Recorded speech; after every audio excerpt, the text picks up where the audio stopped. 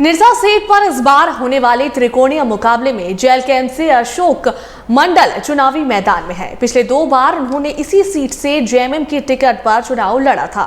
इस बार वो जेएलकेएम के टिकट पर चुनावी मैदान में उतरे हैं। उनसे बातचीत की हमारी संवाददाता अंकिता ने। निरसा विधानसभा की बात करें तो निरसा विधानसभा से इस बार मुकाबला और भी रोमांचक होता हुआ नजर आ रहा है, क्योंकि अशोक मंडल जी जेएलकेएम के प्रत्याशी हैं, वो भी चुनावी अखाड़े में हैं और कांटे की टक्कर भी देते हुए नजर आएंगे।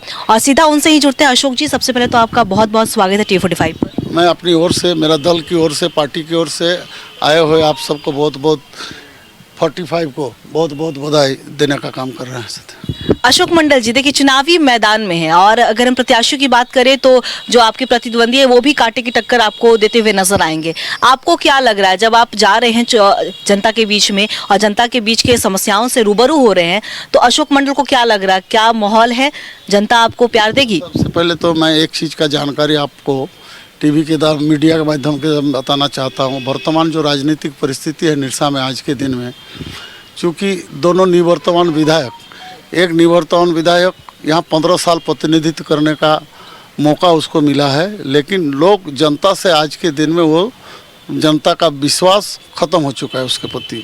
दूसरा, एक राष्ट्रीय दल का विधायक यहाँ हुआ करती थी, उसका भी चूँकि लोगों के बीच में संपर्क नहीं रहना, गांव में नहीं जाना, लोग का काम नहीं करना, जिसके कारण आज भी मैं आपको बता रहा हूँ दोनों निवर्तमान विधायक का परिस्थिति ऐसा जगह पर खड़ा है। यहाँ का निरसा के जनता इसको नकारने का काम कर रहा है। क्या लग रहा है कहाँ पे कमी रह गई, क्या कुछ और विकास होना चाहिए था निरसा का? उसका जो कमी था उस आपके बीच में रखने का हम काम किए हैं।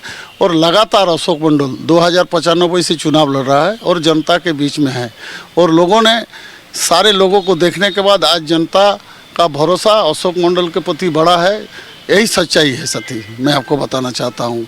और दोनों को ही नकारने का काम किया है। आपने जाके गांव में, किसी भी गांव में संपर्क कीजिएगा तो आपको पता चलेगा, चाहे निरसा का उत्तर हो, चाहे निरसा का दक्षिण हो, हर जगह में आपको मालूम होगा कि आज के दिन में वो निवर्तमान विधायक का क्या हाल है।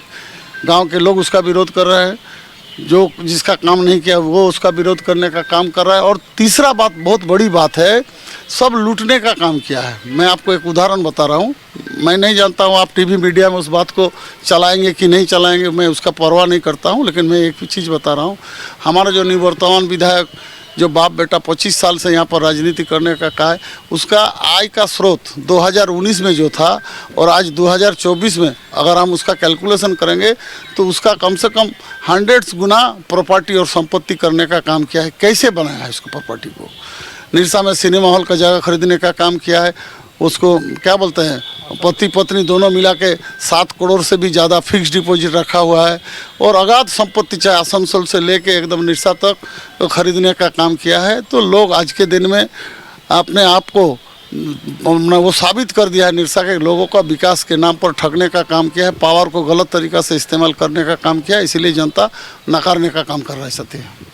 तो क्या कुछ विचारधारा रही कि आप जेएलकेएम से? यहाँ तक बात है ना, मैं आपको एक चीज़ बताना चाहता हूँ। आज के दिन में, वर्तमान समय में, हमारे टाइगर जो जयराम महतो जी ने जिस बात को जनता के बीच में, लोगों के बीच में सार्वजनिक रूप में जो रखने का काम कर रहा है, वो एक भी, सब हर बात का उसका सच्चाई है। इसलिए लोगों का आस्था उसके प्रति बड़ा है। तो ये थे हमारे साथ अशोक मंडल जी। आपका बहुत बहुत शुक्रिया हमारे साथ जुड़ने के लिए, जिन्होंने बेबाकी से अपनी बातों को रखा है और उन्होंने अपनी जीत को लेकर आश्वस्त कहा है कि टाइगर जयराम महतो की जो विचारधारा है उसे जनता स्वीकार करेगी। अब अशोक मंडल जी को जनता का आदेश मिलेगा, जनता का प्यार मिलेगा, ये तो 23 नवंबर का दिन होगा, पता चलेगा। अपने सहयोगी गणेश के साथ मैं अंकिता शर्मा, T45।